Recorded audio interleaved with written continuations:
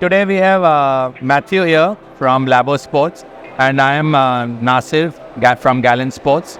So we would have a little conversation on quality and everything today. So the first question, Matthew, is how do you think India is in the world map compared to all the other countries in quality or quality products, quality surfaces? What do you think about India in that regard? As you know, Nasir, I've been working in India for almost 8 years, and I can really say that I've seen the growth over the years in terms of quality, in terms of performance as well, sports infrastructure.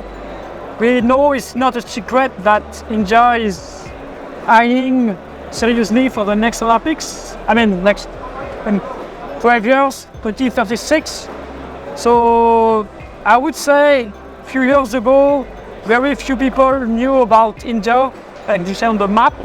And now it's I think, a very important country in terms of sports, and it will be even more tomorrow. Yeah. So I would like to say that we have done almost, I think, 10 FIFA approved fields with Labo Sport and 3 hockey fields, and we are also excited about the future. And they are doing a lot of work with all the major sports infra companies in India.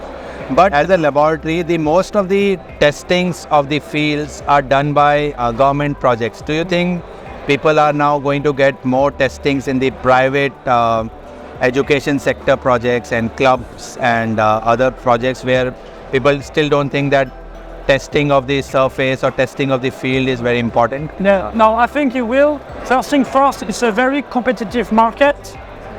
So it's just a matter of, I would say, of development. So the quality will keep on increasing and increasing. So quality goes with also inspection, testing.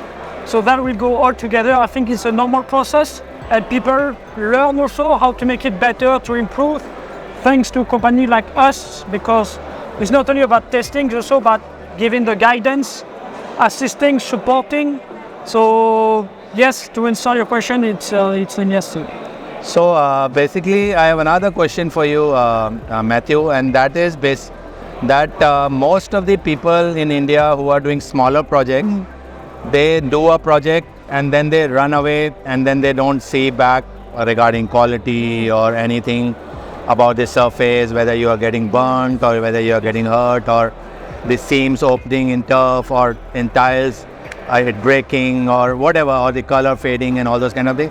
So I was just wanting to know, how can Labo Sports try, if they can try to be the guiding force, or if they can put more of knowledge sharing with people. That is very important, because Labo Sports should also try and bring podcasts and all, what you should see in a product before buying, how do you maintain it, how do you install it, how can you do more on that front? For sure we can do more, but I want first to say something regarding quality. I think the very first question is, what's the usage of the sports facility? Because of course, is it for elite, is it for recreational?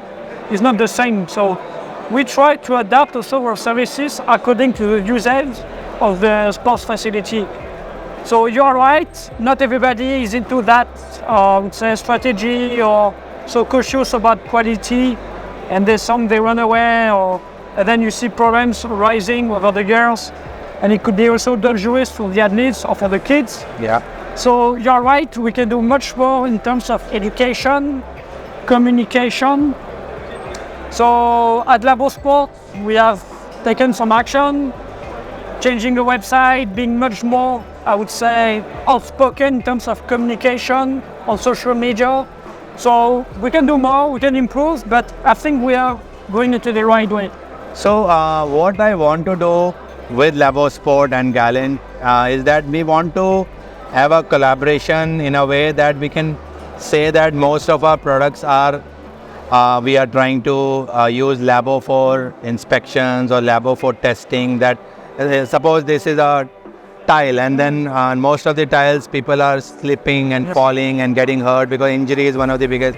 What kind of tile should be there? What is backing? What is the cushioning? And what is the friction and all those kind of things. So How do we collaborate on that part? Have you done such a collaboration in any other country where the more important manufacturing company or important installing companies who are importing and installing can share guidance, knowledge that this is the right product for this sports and this is the right product for this sports? How can we do that kind of a collaboration? As a company, as Gallant, we claim to be one of the largest in India, and we are doing a lot of projects. We do more than 100 projects a year, but we still are not being able to tell the client that this is the right product, and don't go for only pricing, but there are many more things to see. And if companies like Labo comes with us to, because at the end, overall there should be growth of sports. Right. There should be more projects, there should be more players playing in the right surfaces so that they don't get injured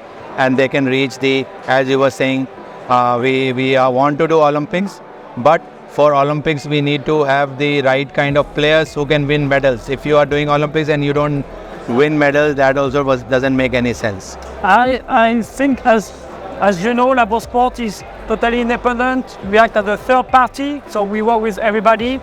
We have no influence, no leverage from any manufacturers, any federation or whatsoever.